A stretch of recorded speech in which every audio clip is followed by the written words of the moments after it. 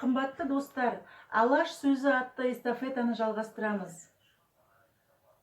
Бұл челленджді біз Әл-Фараби атындағы Қазақ ұлттық университетінің профессоры, филология ғылымдарының кандидаты ұстаз Раушан Әбдіқұловадан қабылдап алған едік. Бүгін назарларыңызға Алаш асылдары Міржақып Дулатов, Мағжан Жұмабаев, Жүсіпбек Аймауытовтың өнегелі ойларын ұсынамыз. Міржақып Дулатов, қайда едің? Кешегі қара күндерде, жолдызсыз айсыз түндерде, жол таба алмай сенделіп, адасып алаш жүргенде, бұл күнгі көп көсемдер, сұраймын, сонда қайда едің? Ақыл таппай дағдарып, жанашыр таппай сандалып, барарын қайда біле алмай, жүрген бір күнде саңғарып, есепсіз көп шешендер, жөніңді айтшы, қайда едің? Сарыарқа сайран жерлерім, көкорай шалғын көлдерім, бәрін жауға алдырып, асқар тау биік белдерім, қысылып қазақ тұрғанда, данышпандар қайда едің? Атадан бала айырылып, қанаты сынып қайрылып, қасірет толып жүрекке, тұрған бір кезде қайғырып, толып жатқан қамқорлар, елде жоқ едің, қайда едің? Құландай үркіп елдерің, қалдырып мекен жерлерін, жаяу жалпы жалаңаш, әйел бала ерлерің, аштықтан қырғын тапқанда, сыпыра жомарт қайда едің? Кедейдің сорын қайнатып, майданға жасын айтатып, тіл жоқ, көз жоқ, басшы жоқ, өлімге басын байлатып, жіберерде жаным-ау, жанашыр жақын қайда едің? Енді бүгін кім жаман? Данышпан емес, кім надан? Қамқор емес, кім жауыз?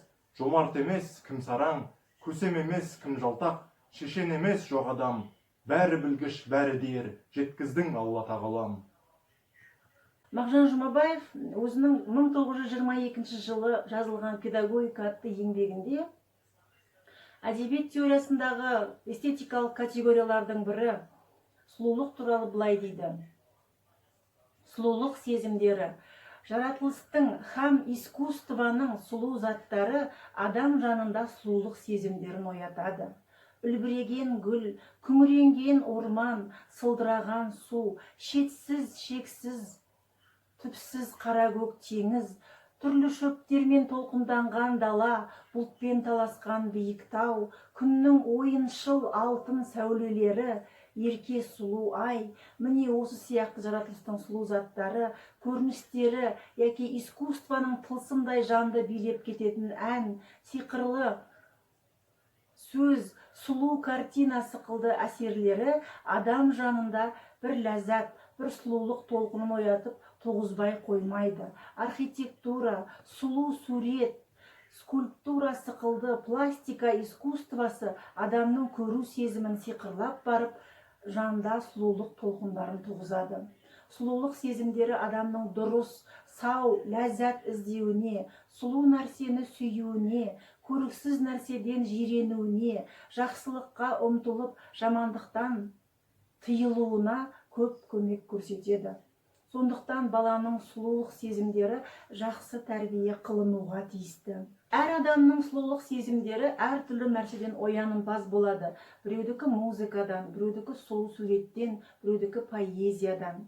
Искусствоның әйтеуір бір түрінен ләззат алмайтын, біреуіне құмар болмайтын адам болмайды. Мағжан ақын сұлулық туралы бұл ойларын өзінің шығармашылық еңбегінде де қағида ретінде ұстанғанын білеміз.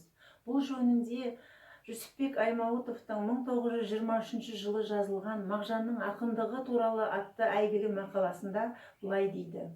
Мағжанды ақын ба, ақын емес пе деген сұрауды қоюда мағына жоқ. Оны ақын емес деп таласушы бола қоймас. Жалғыз-ақ ақындық күші қандай деген сұрауды қою керек.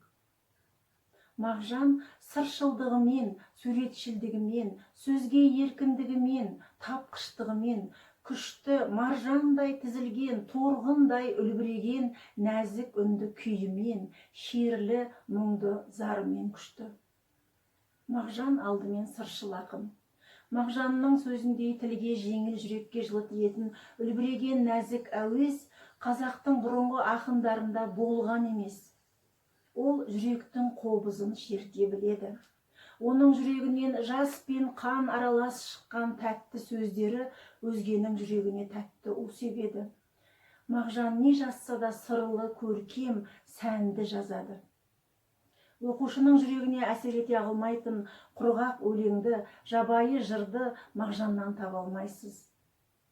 Жақсы жағын санасақ, ол сыршыл, толғағыш, суретші, сөз ұстасы, түршіл, романтик, мәдениетшіл, отаршылдыққа, жауынгерлікке қарсы күншығысшыл ақын. Міне Мағжан ақын мен Жүсіпбек Аймауытовтың осындай әдемілік, сұлулық жөніндегі, эстетикалық категориялар жөніндегі ойларын қазіргі әдебиетімізді жайлап бара жатқан қара дүрсіндікке қарсы қолдануға болады ғой деп санаймын.